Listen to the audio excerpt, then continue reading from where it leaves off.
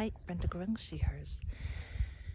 So, this time of year especially, you may be seeing some changes in your person. Maybe you haven't seen your person in a while, you're seeing some changes. Maybe they're a bit concerning to you. And we have some other videos where you and I talk about changes to look for, things that might be connected to dementia or mild cognitive impairment or some other cognitive decline. But right now, I want to share that if you're seeing changes in your person and you have that part deep down in you that you're scared, right? You think, what if?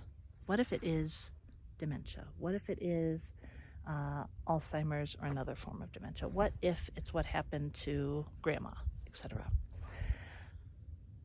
Maybe you have that fear. What if it is one of these things? And then what? What does that mean for us? What do I need to do? How's it going to go? Is my person going to be upset with me, etc.?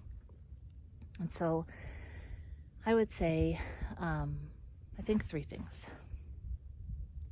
1, it could be something else. We've talked about that a bunch in these videos. It could be rooted in dehydration, depression, infection, nutritional imbalance, etc. So it could be something else that is fixable. It's good to know. And that I know a lot of people are uncomfortable or fearful about. But if we know, then we have a clearer path forward. Maybe your person is eligible for some clinical trials or some medications that are beneficial in the early stages of the journey. And so sometimes that's a motivation for people.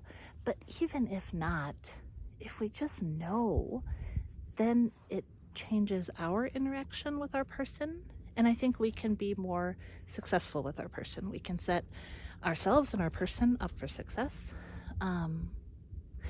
The third thing is it just gives us a chance to make some plans and to put some safety nets in place. So maybe I see some concerns in my person and I want to help them to take action, to find out what might be going on. Then if we know something is occurring that is not fixable, something that may be related to Alzheimer's or another form of dementia, or maybe mild cognitive impairment, then we can also start to set up some benefits. So whether it's getting power of attorney documents in order, those are easy to set up now, easier to set up now than they are later. Maybe we want to make sure we have a home care or a community respite option, or we want to make sure to get our person on a regular doctor's visit that they haven't maybe done.